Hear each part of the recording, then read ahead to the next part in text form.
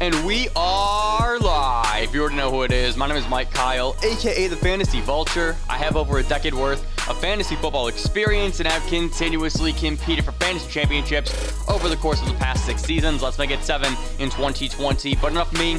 I'm here for you. On today's episode of the FB Show, we're going to dive into our Week 12 game previews, breaking down every single Week 12 matchup, all through the lens of fantasy football. So if you're excited about this weekly preview, be sure to hit that like button down below like an open receiver downfield. Also smash that subscribe button like a power running back up the middle so you never miss a video from me. And last but not least, you can follow me on all social media platforms at FF Vulture, specifically Twitter. I love to answer your start-sit questions, waiver wire pickups, trade offers, and anything else fantasy football related over there. But be sure to follow me on Instagram and TikTok as well, because the content over the course of the next 8 weeks as we move into playoff and championship season is going to be pouring out of my body. So I'm really excited for all the action taking place on all those platforms as well as YouTube over here. But let's just dive right in. It's Week 12. I hope your Thanksgiving was spectacular. If you started Deshaun Watson, Will Fuller, or Antonio Gibson, I'm sure it was even better than you could have ever imagined it to be. So let's just dive right in to our Week 12 preview. And we're going to start off with the Las Vegas Raiders taking on the Atlanta Falcons. The Raiders are favored in this game by 3 points. The over-under is 54. Let's go over some injuries real quick. For the Raiders, Josh Jacobs was questionable with a knee injury. He's good to go. He was off of the injury report. But we cannot say the same about the Atlanta Falcons. We got a few injuries to break down here. Hayden Hurst and Julio Jones are both questionable for this game.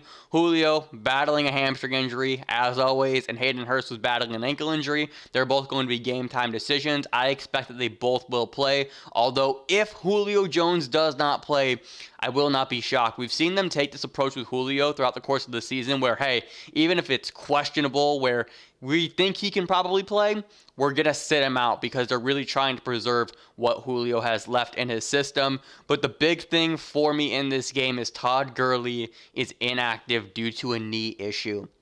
This is a big blow for fantasy, for teams that need to get a win, for teams like myself who are starting Todd Gurley, because this matchup against the Raiders was juicy. We've talked about it all season long. You need to start your running backs against the Las Vegas Raiders because they have a Swiss cheese run defense, and unfortunately we don't get to see Todd Gurley in this game, and that really is a bummer because you look at Atlanta's schedule the rest of the way, it is tough sledding for Gurley, and this was one of the last games where you can really bank on getting something from him. Everything else down the stretch can be tough, maybe a little bit hard to speculate what Gurley's production could actually be, but we knew in this game what we were going to get from him, and I feel like we were robbed of that opportunity. So those are the injury notes for this game. Let's go into some start-sit. For the Raiders, we do this every single week. It doesn't change. It's the same thing with Washington. You start 2 players from this team every single week, and that is Josh Jacobs and that is Darren Waller. I was getting some questions this week about Nelson Agholor, and guys, I still can't buy in. We've seen 2 games so far this season where he's had 9 targets. Everything else has been 3 or 4, and it's been extremely touchdown dependent. I understand that Vegas' schedule the rest of the season is pretty nice, all things considered. We look at it. They got the Falcons this week, then the Jets, the Colts, tough matchup. The Chargers could be a good matchup, the Dolphins and the Broncos. So there are some winnable matchups there, but I just can't bank on Nelson Agholor going forward. I really can't, and especially now, this is the thing you're going to hear me say pretty much throughout the course of the rest of the season. We need wins, so taking your dart throw has to be really strategic, and I'm not going to take that dart throw on Nelson Agholor this week. You could if you're desperate.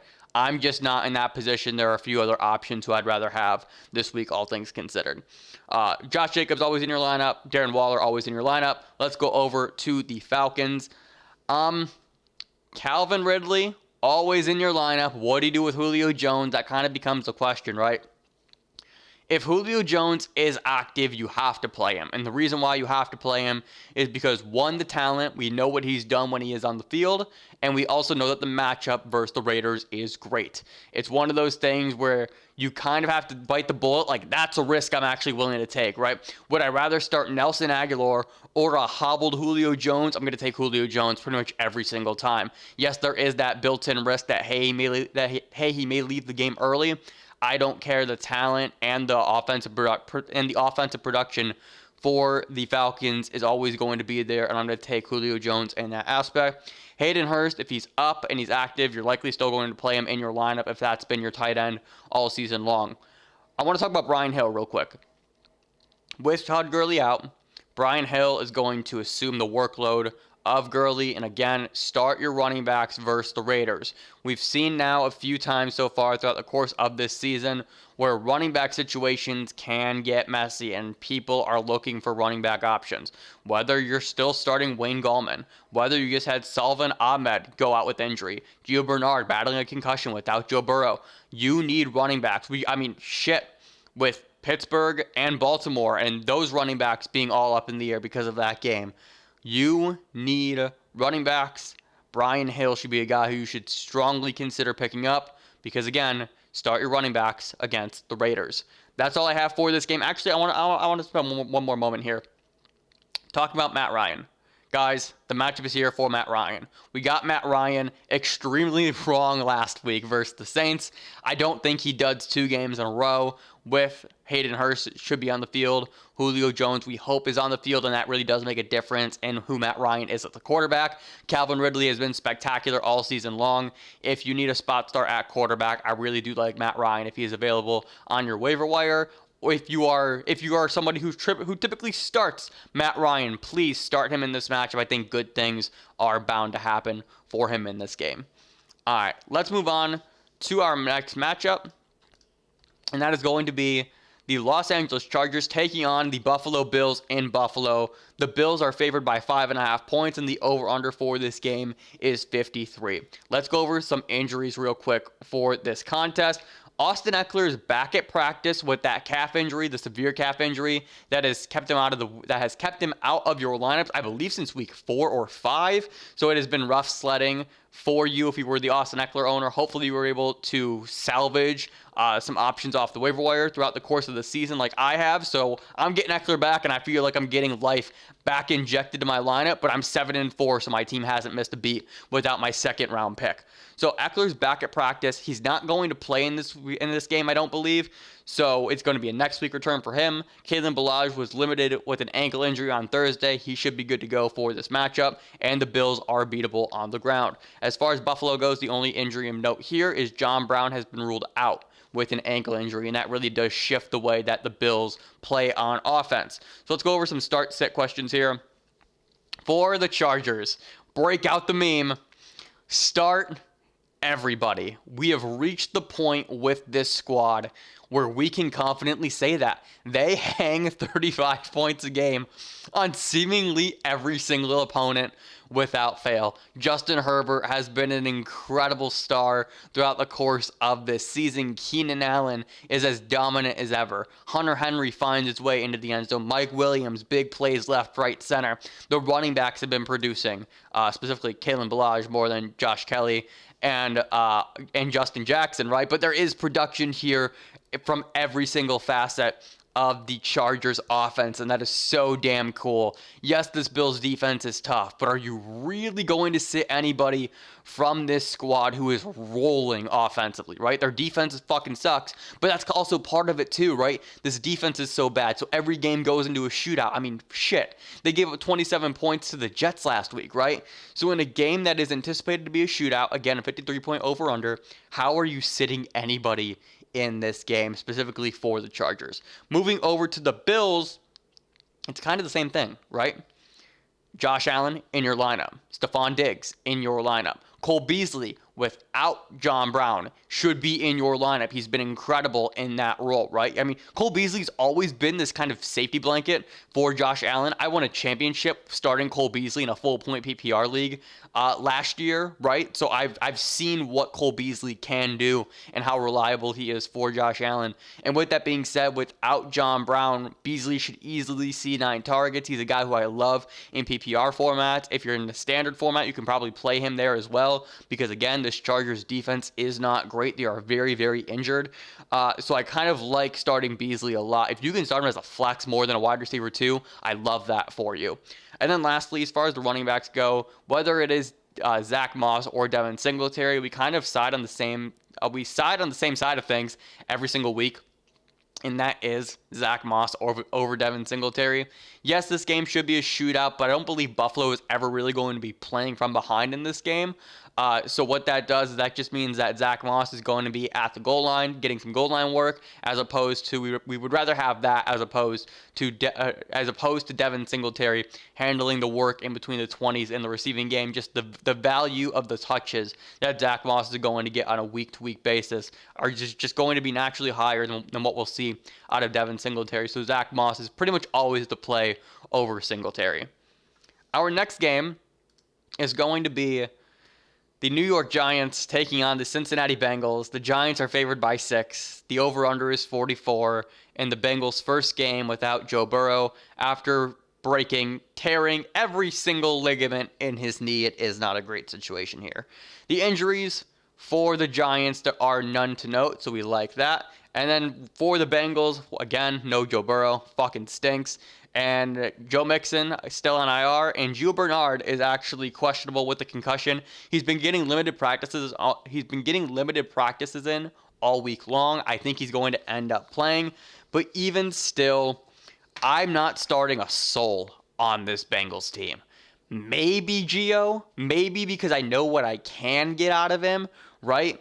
But in this first game without Joe Burrow, with Brandon Allen starting at quarterback, are you trusting T. Higgins? Are you trusting Tyler Boyd? Are you trusting AJ Green? Are you trusting Gio Bernard? The answer is no. And that fucking stinks, right?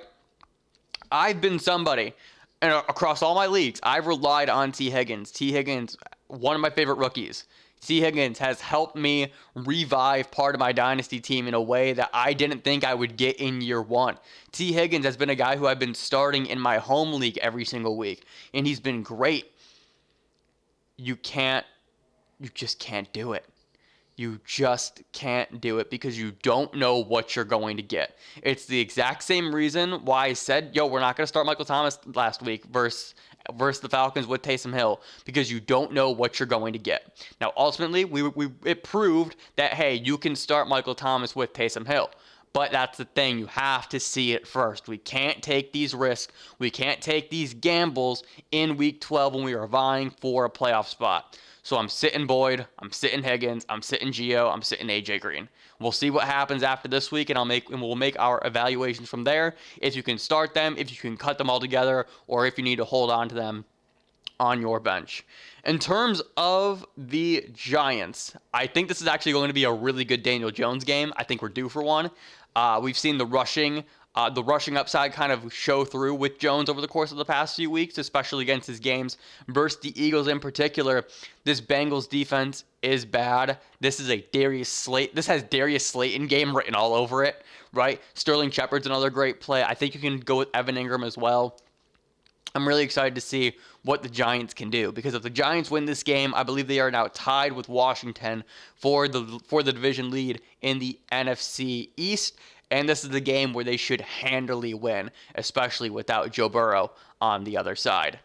Our next game is going to be a fun one, actually. The Tennessee Titans are taking on the Indianapolis Colts in a battle for the AFC South. And this has major playoff implications, especially if you play in a Week 17 championship.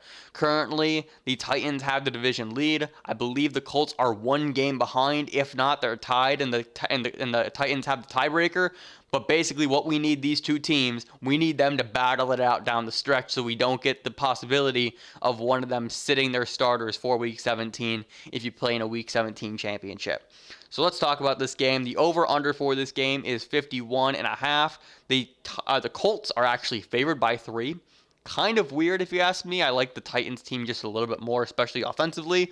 And as far as injuries go, there are no injuries of note for Tennessee. And Indianapolis, we have Phillip Rivers, questionable with a toe injury that kind of kept him hobbled throughout the course of the game last week versus the Packers.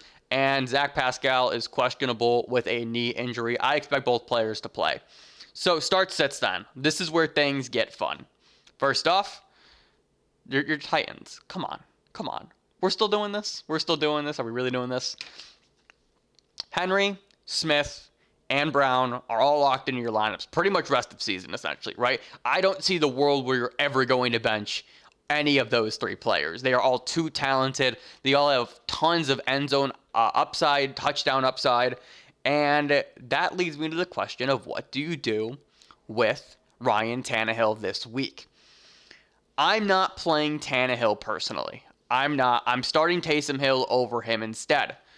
But you have to understand that you should explore your options here. I don't hate starting Tannehill. I just think the option of Taysom Hill with the rushing upside and just the way that Saints offense moves, I kind of like it just a little bit more. As opposed to Ryan Tannehill in a game that could be very, very defensive based, even though the Tennessee Titans defense is not great. We know how crazy the Colts games can be and have been throughout the course of the season, where it's just a locked-in defensive grind. Play Tannehill if you have to. If you have to, by all means, go ahead and do so. We've seen what Tannehill can do. It's just one of those things where I'm just exploring, right? I'm just swiping left and right on Tinder to see what my other options are, if there is a better one out there for me. Here's what I would say, though. I would not drop Tannehill to go pick up another quarterback. I think that's actually a very important distinction. You look at the Titans' upcoming schedule, and I've talked about this a few times. It is glorious. It is Cleveland, Jacksonville, Detroit, the Packers, and the Texans. Holy shit. Do not drop Ryan Tannehill to go pick up another quarterback. Suck it up for this week. He should be able to put up a fine performance, all things considered. And I think you can then move it in to the postseason with the playoffs and that Titans schedule and just chef kiss, because that's what I'm banking on, right? I have Henry, I have Tannehill, and I'm going to light this bitch up come the fantasy playoffs because of their schedule. For the Colts, the only Colt who I'm playing with confidence at this point is Michael Pittman. Michael Pittman has been spectacular since he's made his way back onto the field. You look at what he's done, 56 yards, 100 yards, 66 in a touchdown, targets, 7, 8, 3. Obviously, that 3-target game isn't great, but he caught all 3 targets and got into the end zone, so he made up for it. And the Michael Pittman breakout is coming. Because as much as I just raved about the Titans schedule, here's the Colts schedule the rest of the season. It is the Titans this week, the Texans, the Raiders, the Texans, the Steelers, the Jags.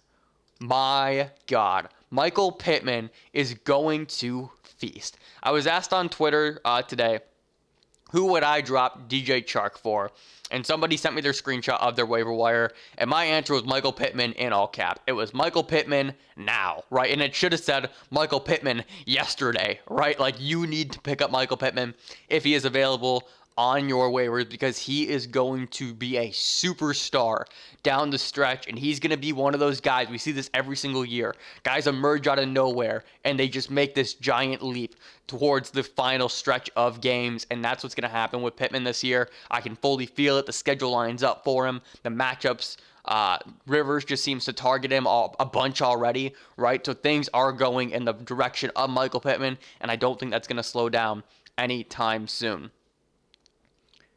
But this moves me to a sad part here. I don't like talking about this. I don't like talking about the Colts backfield, but we must. I just cannot, for the life of me, trust this backfield. I can't do it. I can't do it. Why? For who?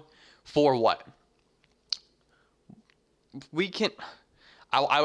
We need a graphic. We need a graphic of the wheel. We need the wheel, and I need to hit that bitch 4 different times and get 3 different results after every single spin.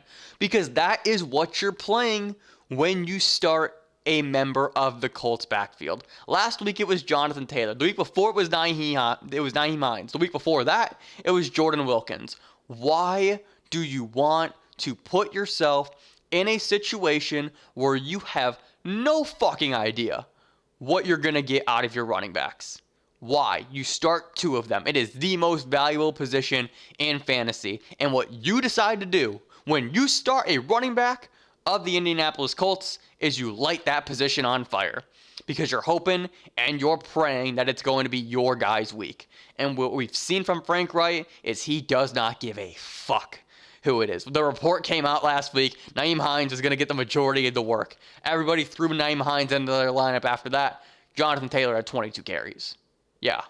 Why? Don't do this to yourself, please. We've done this through 11 weeks of the season already, and I don't want to do it anymore. You shouldn't do it. I mean, I was off that shit week 2, right? Don't do it. You need to win. Be safe. I would rather start Brian Hill than all of these running backs for the Colts. All of them. Brian Hill, lock it in. All right, let's keep going here. We got another game to get through. Our next matchup is going to be the Cleveland Browns taking on the Jacksonville Jaguars in a game for the ages. The Browns are favored by 6.5 points. The over-under for this game is 49.5. There are no injuries to note for the Browns, and there is one injury to note for the Jags, and that is DJ Chark has been ruled out with a rib injury. Mike Glennon is also starting in place of Jake Luton due to a coach's decision. So start sets for this game. Honestly, it's really easy. Start your running backs across the board. Nick Chubb, Kareem Hunt are locked in guys. They should never leave your lineup for the most part, right? I mean, Nick Chubb specifically should never leave your lineup. Maybe you can make the argument for Kareem Hunt to leave your lineup every now and then, but in a matchup versus the Jags like this, one of the worst run defenses in football, fire them both up in your lineups for Week 12. I've lost all confidence for now in Austin Hooper. He just hasn't gotten it done since he's been back from that appendectomy. Again, the Browns offense is we're going to run it down your throat, and if you can't stop us, that's all we're going to keep doing it. Play after play after play, right? So there's no reason to start Austin Hooper anymore. There's no reason to start Jarvis Landry, even though this is a great matchup for him. There was a tweet that came out earlier today, and it was the Jags secondary. It's like IR, out. They're starting a 4th-round draft pick, an undrafted free agent, a 6th-round pick, right? They are depleted. So this technically should be a Jarvis Landry smash game. This should be an Austin Hooper smash game. But the reality is the Browns run the ball, and the Jags defense won't be able to stop them. So as great of a matchup as this is for those 2 players, it's just a better matchup for Kareem Hunt and Nick Chubb. For the Jags, James Robinson's the only player you're starting for the Jaguars anymore. That's it. That's all it is. It's the reality of the situation. DJ Chark has been a major bust this year. All things considered, if you had the expectations for him like I had, and there's nobody else in this offense. So it's James Robinson, and that's it. Our next matchup is going to be the Carolina Panthers taking on the Minnesota Vikings. Minnesota is favored by 3.5 points, and the over-under for this game is 51. For the Panthers, injury reports here. Christian McCaffrey is questionable with a shoulder injury. There's no way in hell he plays. Matt Rule, head coach, came out and said he's pessimistic about it. I'm surprised they marked him as questionable. I thought for sure he'd be doubtful or ruled out already entirely. Do not get your hopes up. I do not believe that Christian McCaffrey plays in this game whatsoever, and that seems to be the expectation from the coaching staff. As far as Minnesota goes, unfortunately, Adam Thielen has had a few run-ins with positive and negative COVID tests, right? If he hasn't, I'm not entirely sure. The last I checked, he was positive and then negative, but then Zimmer came out today and said that he will not be playing in this game. So it looks like you're going to fire up Justin Jefferson. More on that in just a little bit. But for Carolina, your start sits. You're always going to start Mike Davis in place of CMC. It looks like Teddy Bridgewater is going to be back in this game. That is the expectation. And with that, I think you can start all 3 of your Carolina wide receivers for the rest of the year, in all honesty. They've been too productive to try and bench. Yes, Robbie Anderson has fallen off since his hot start, but he's still getting 7 targets a game. DJ Moore has come to life recently, getting into the end zone a few times and having multiple 90-plus yard receiving games. Curtis Samuel has come to life as well, whether it is getting in the end zone or now getting 9-plus targets, right? There are things happening in Carolina, and this was my expectation throughout the course of the offseason. I'm like, guys, this team is loaded with offensive firepower, and it really has been how they've won the games that they've won. Just by going, they went toe-to-toe with the Chiefs, right? This is a team that can score, and what we've seen from all 3 of these wide receivers is that they can all be productive in their own way because they're all players who have very different play styles, right? Curtis Samuel is just kind of this halfback sweep, right? This jet sweep type guy, a guy who plays well downfield. Robbie Anderson is strictly the guy who plays downfield, but is also going to be the guy who gets 7-plus targets. And then DJ Moore just carves up defenses over the middle, and that's what he's done his entire career. So I love that all 3 of these guys have their own play style, and because of that, they can all be productive for fantasy football purposes. All right, Minnesota. You're starting Dalvin. You're starting Justin Jefferson. Listen, without Adam Thielen, Justin Jefferson might see 14 targets. I'm not kidding. That's not being hyperbolic. Like, you just think about what Jefferson has done already, and you look at his targets throughout the course of the season. You look at Adam Thielen's targets throughout the course of the season. Without Thielen, I mean, Jefferson could cook. And yes, this Panthers defense has been better than expected, but they really have fallen off as the year has progressed. You look at their schedule. They started off the season. What was it? 3-2, and now they're 4-7 or so. So there has been a rough slide for them, and that defense, the defensive holes have really started showing. And I think that Justin Jefferson can absolutely feast in this game just a few days after Thanksgiving. Our next game is going to be the Arizona Cardinals taking on the New England Patriots, and what should be a really fun game, especially just based off of play style alone, right? Arizona is favored by only 1.5 points, which seems a bit absurd, all things considered, right? The over-under is 49.5. For the Cardinals, Larry Fitzgerald is out after testing positive for COVID-19, and there are no injuries to note for the New England Patriots. So let's just get into some start-sit questions, shall we? Kyler, Drake, Hopkins, Kirk should all be in your lineup this game.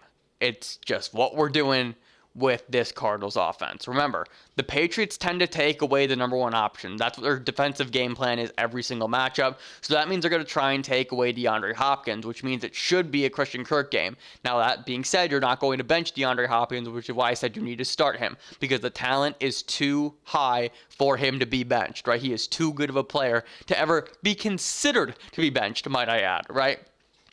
So Kyler's up, Drake's up, Hopkins, and Christian Kirk should all be in your lineups. For the Patriots, Cam Newton should be in your lineup, right? This Cardinals defense has been giving up tons of points to the quarterback and wide receiver position as the year has progressed. But unfortunately, I'm not really confident in starting any member of the Patriots pass catchers. But I am comfortable starting Damian Harris in this matchup. He seems to be the guy. There is no Rex Burkhead. James White is actually a pretty good option here as well because of the lack of Burkhead. And we know that Cam Newton has developed a tendency to kind of throw these check down passes. So White should have some PPR value. But I do really like Harris because not only is he getting some goal line work, but he's also the guy in between the 20s as well. And he's been very productive in that method and in that way. Up next, the Miami Dolphins taking on the New York Jets. Miami is favored by 7. The over-under for this game is 44 points. Injuries. Miami, the Dolphins, they may get back Myles Gaskin. He's been designated to return from IR, battling that knee injury. I believe it was the MCL, or it was the MCL or the meniscus sprain that he suffered. He's questionable. Salvon Ahmed is ruled out with an ankle injury, and Tua Tagovailoa is also questionable with a shoulder injury, I think. I need to double check that just to make sure. I just have Tua questionable. Tua Tagovailoa, thumb injury. Yep, that's what I thought. All right. So Tua is questionable with a thumb injury. I think he's going to play. I don't think Gaskin plays, but I do think Matt Breida is going to play. So let's talk. And then also for the Jets, Sam Darnold is back from his shoulder injury, and he's going to be starting for this team. So Miami, I love Tua in this matchup.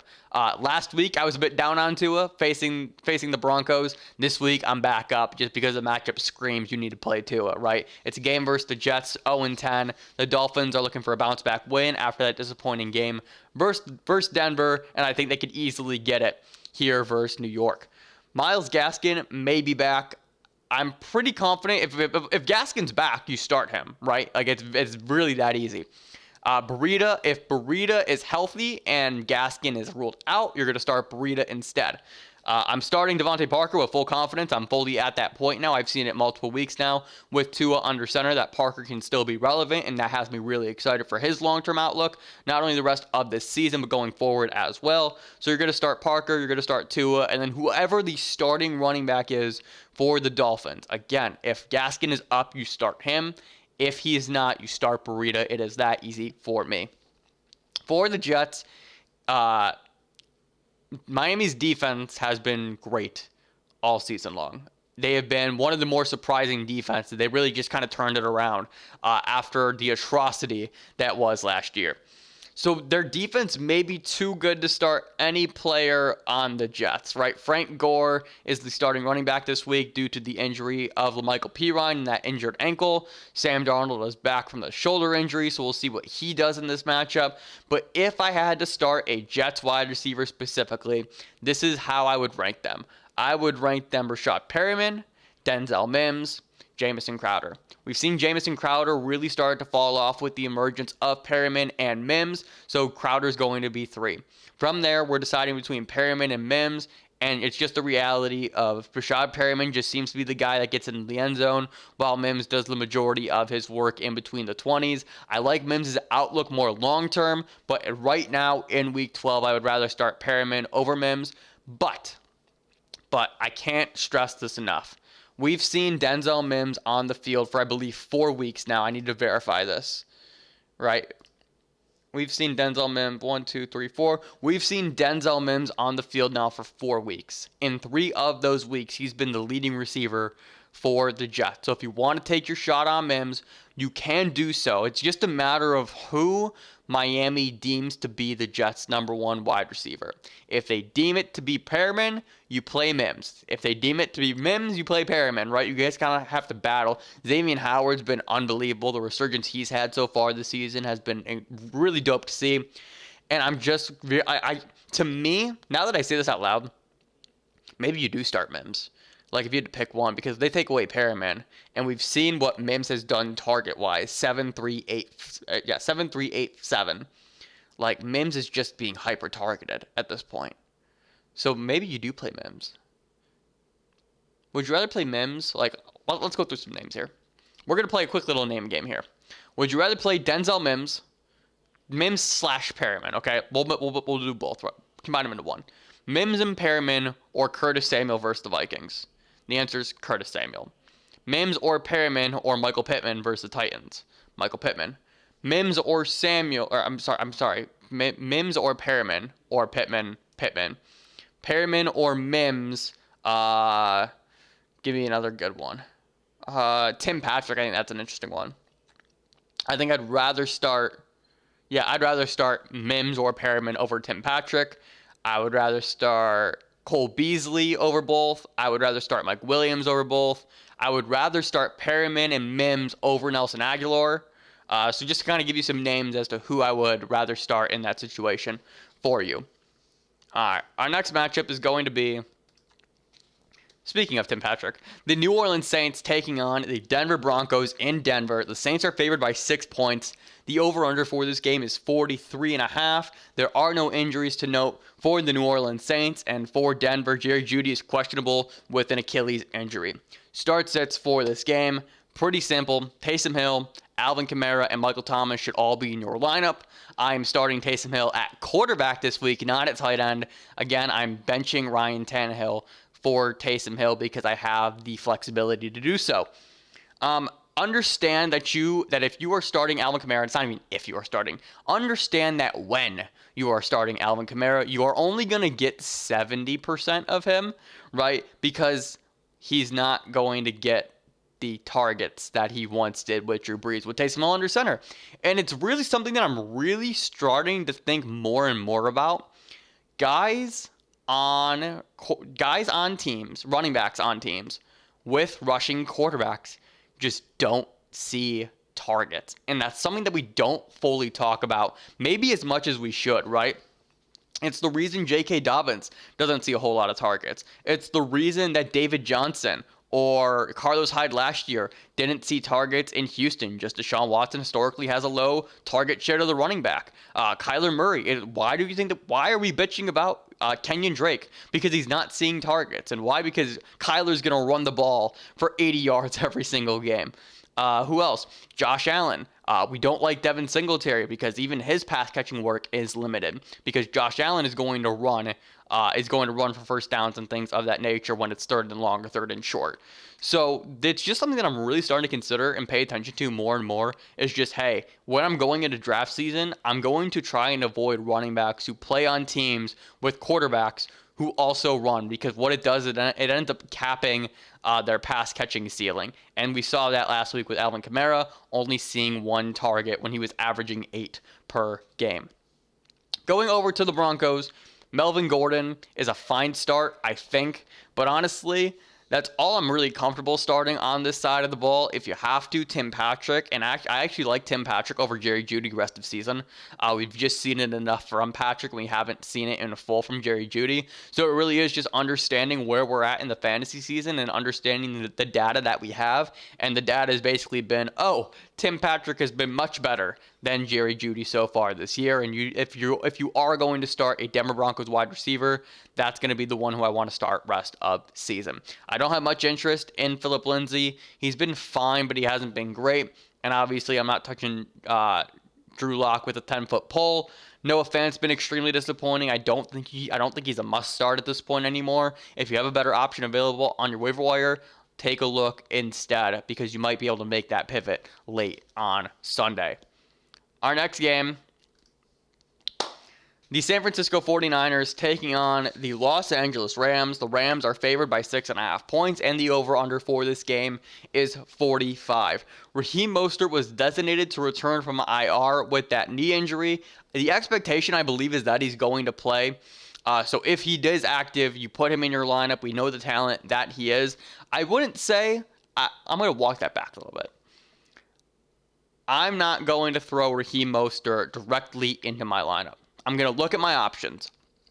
And if my options say, hey, you can probably start Raheem Mostert in this matchup, you do so. But if you're like me and you have running backs and you have a stable of running backs like Antonio Gibson, Derrick Henry, Ronald Jones, I mean, if you just have a collection of running backs, maybe take that wait and see approach, right? Because we know what this Rams defense has done to opposing teams all season long, and that is terrorize the living fuck out of them.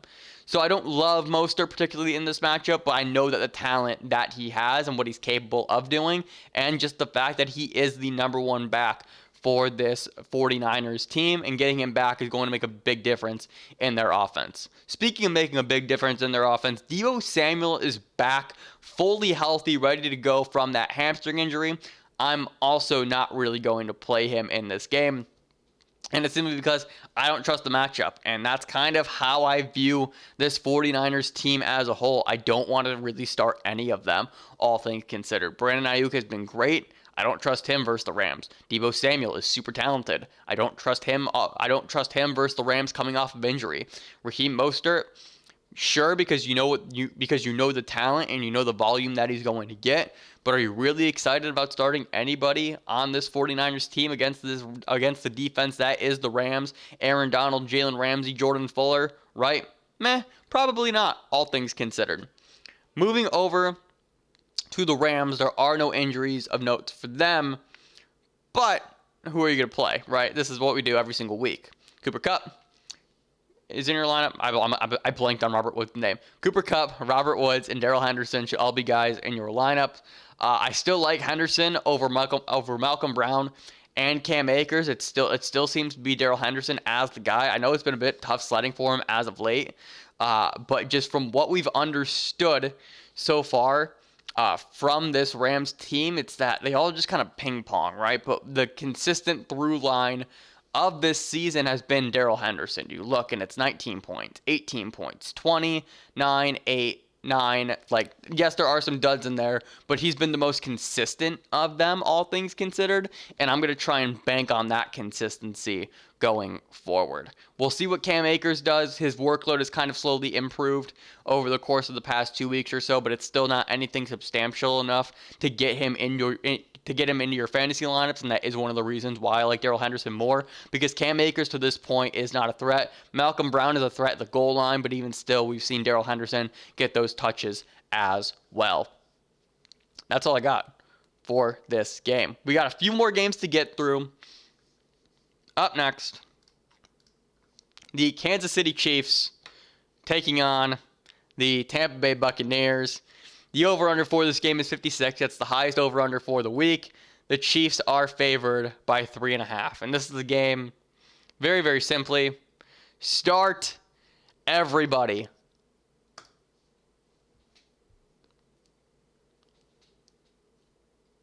Why? Why would you do anything else? Why would you do anything else? Do I need to explain this? Do I need to explain this? We did this whole thing last week, right? Mahomes, Clyde, Reek, Kelsey. If you want to spin the wheel on Demarcus Robinson or Mecole Hardman or Le'Veon Bell, by all means do so. It's a great matchup for this game. On the other side with the Buccaneers, Brady. I understand Brady hasn't been great over the course of the past 2 weeks. I don't care. Brady, Rojo, Fournette, AB, Mike Evans, Godwin, Gronk. Yo, again, one more time for the culture. Start everybody. All right, let's keep going. We got the Sunday night game up next. The Chicago Bears taking on the Green Bay Packers. Green Bay is favored by 8.5. The over-under for this game is 45. Injuries. Mitch Trubisky is back in the starting lineup. He was dealing with shoulder injury on top of being benched by the coaches. So Mitch is back. Nick Foles is out with a hip injury, as well as also being benched by the coaches. David Montgomery is back from the concussion, and there are no injuries for Green Bay. Devontae Adams popped up on the injury report, but he was then cleared on Friday, so we're good to go there. No issues, no worries. Chicago. The Bears stress me the fuck out. Are you starting Allen Robinson? Are you starting David Montgomery? I don't know. It is currently 8:55 on a Friday night, and I don't know at this current moment in time. I will say this. This is the one thing I actually have more confidence in. I am more confident with Allen Robinson in my lineup with Mitch Trubisky at quarterback than I am with Nick Foles, because I just understand that Mitch Trubisky is going to lock onto Allen Robinson, and he's going to get 10 targets a game. And what he does with those 10 targets and how catchable those 10 targets are, we don't know. But the reality is he is going to see 10 targets his way, and that's volume you can bank on, right? So I like Allen Robinson from that standpoint. However, I also no longer find Allen Robinson to be a must-start player, right? Super talented. My favorite wide receiver in the NFL, might I add. And this is something I really wanted to do a whole video on. I just don't know if you can win a championship with Allen Robinson, right? With a bad quarterback play, the schedule's really nice, but man, like, it is brutal trying to start Allen Robinson, especially in standard format, which is the league where I have him in.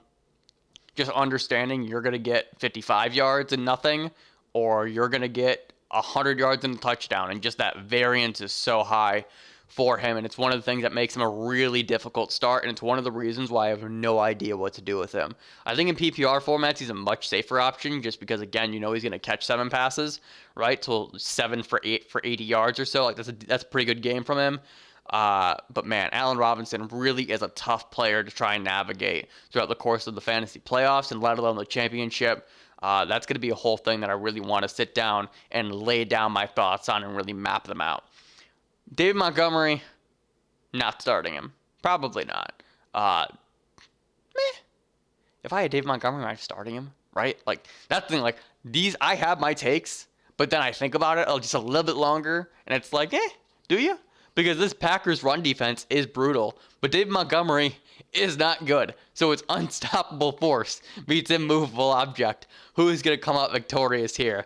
And I just think, with the way that the Packers are going to dominate this game, hopefully from an offensive standpoint, right, and just get up big, I don't know how much of an upside David Montgomery's going to have. But that being said, David Montgomery is still getting 6 targets a game because Tariq Cohen is still out with that ACL injury. So maybe you do start Montgomery. If you do, you flex him. There's no way in hell you start him as a running back too.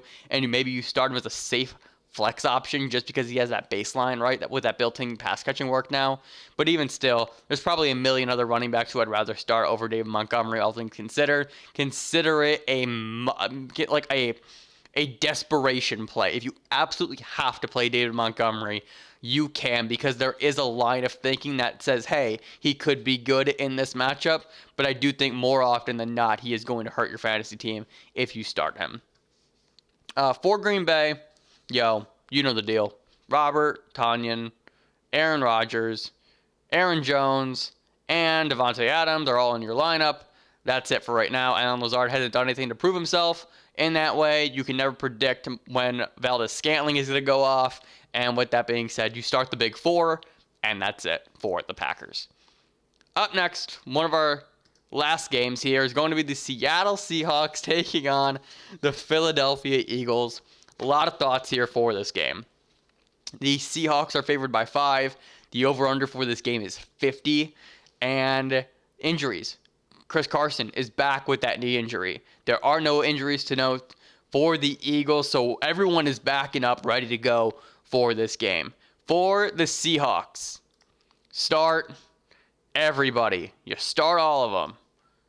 It is Carson, it is Russ, it is DK, it is Lockett. You know the drill at this current moment in time. And if you want to get real sneaky, if you want to get really sneaky, Greg Olsen was placed on injured reserve. And you know what that means. It is Will Dissly's season. Dissly's snaps, if I'm not mistaken, have gone up every single week.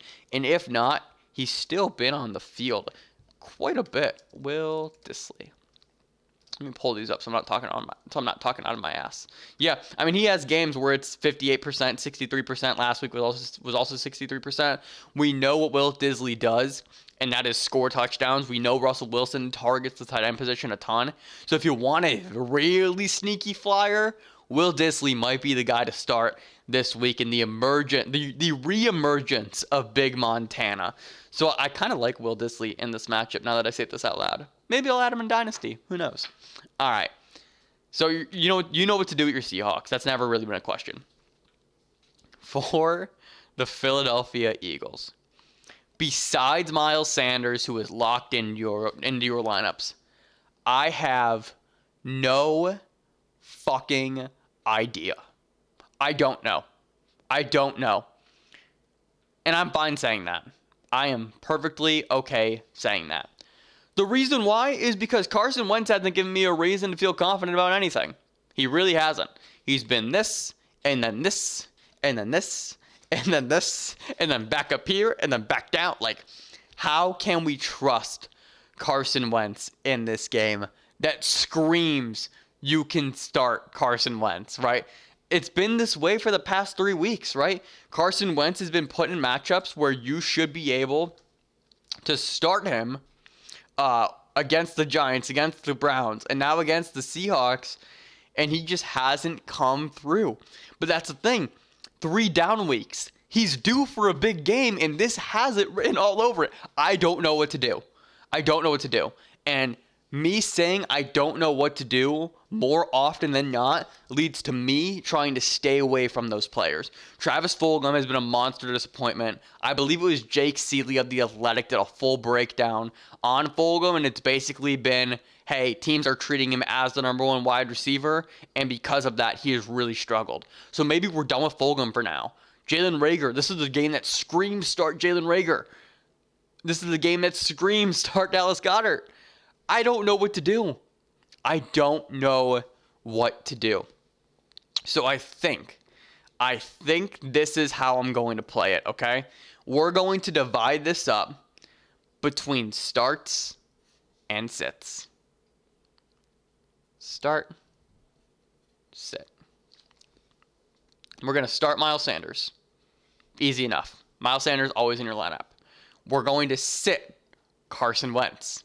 Because we're going to sit Carson Wentz because, yes, the matchup is great, but we don't know which version of Carson Wentz we're going to get. And again, we're playing for wins here. We are playing for wins. We are not playing for the unknown. So we're going to sit Carson Wentz. So it's going to be 1-1. We're going to sit Travis Fulgham because of the struggles. Yes, he could bounce back in this game, but if he is being treated as that number one wide receiver, he has not proven that he can dominate in that role, being treated as the number one by opposing defenses.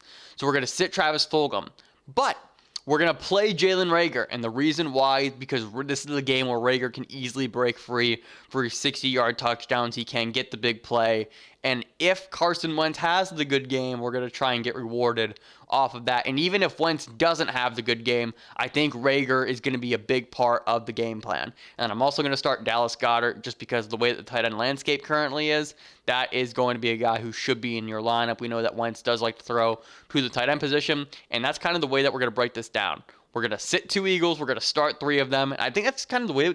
I think that's just kind of the way that we have to play this, right? Because with Carson Wentz and his inconsistencies, that then just creates inconsistencies for nearly every other Eagles player. And then we have to kind of dissect and break down who we think is going to have the big game and why. So that is my take on the Eagles for this matchup. And it does not feel great, all things considered. Our final game here is now the Tuesday night game between the Baltimore Ravens and the Pittsburgh Steelers. This game was taken off of OddsShark last time I checked. I didn't have updated odds for it. Before everything hit the fan, the Steelers were favored by 4.5, and the over-under was 45. Again, it's been moved to Tuesday night. Dobbins, Ingram, and Lamar Jackson are all out due to COVID. There are no injuries to note here outside of that. Both teams are healthy, right? I didn't think this game was going to happen, and part of me still doesn't think that this game is going to happen.